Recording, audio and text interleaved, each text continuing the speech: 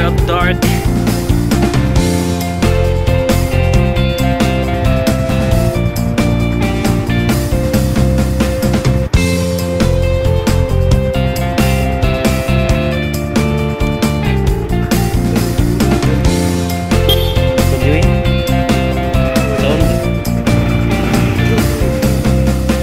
Kapuyan na.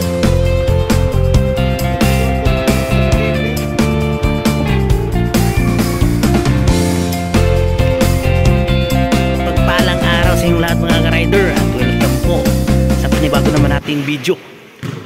So introducing all new Yamaha MT-15. Update tayo sa month of April 2024.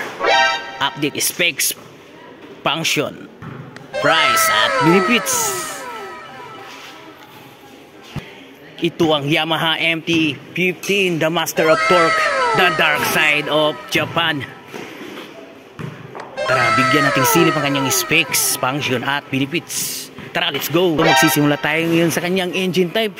Ang engine type niya is liquid cooled, 4-stroke, single overhead cam at 4 valve with cylinder arrangement of single cylinder.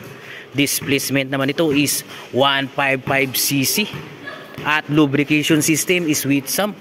Punta tayo ngayon sa kanyang harapan, naka dual path caliper, single hydraulic disc brake.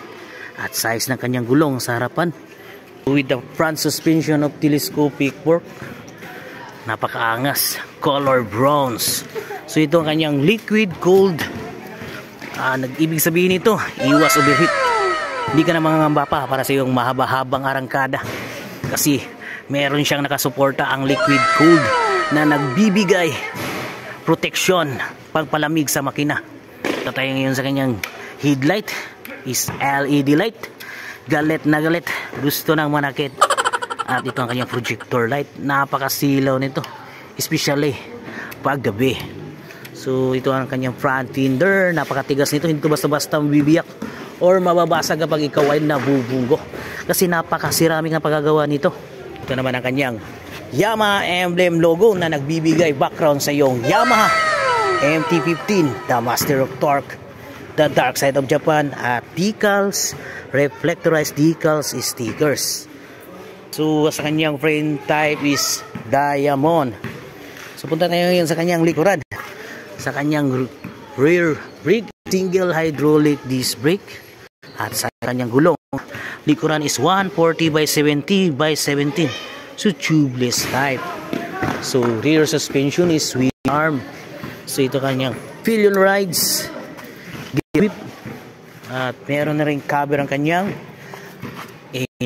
kapag meron kang dinaanan ng mga rough or mabato, hindi ka na mangangaba pa kasi meron siyang engine guard protect. So punta tayo ngayon sa kanyang tail light is LED lights, turn signal.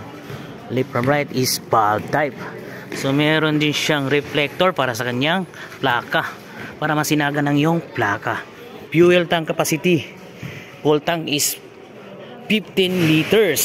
So punta tayo ngayon sa kanyang ignition system niya is TCI, transistor control ignition.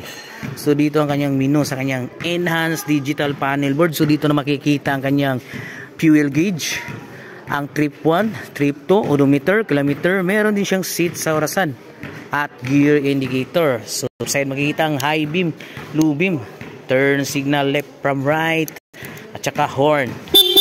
So ang nakaganda sa kanya, meron siyang passing light. So meron din siyang assist in a slippery clutch. Sa right side makikita dito ang throttle, front brake at push start.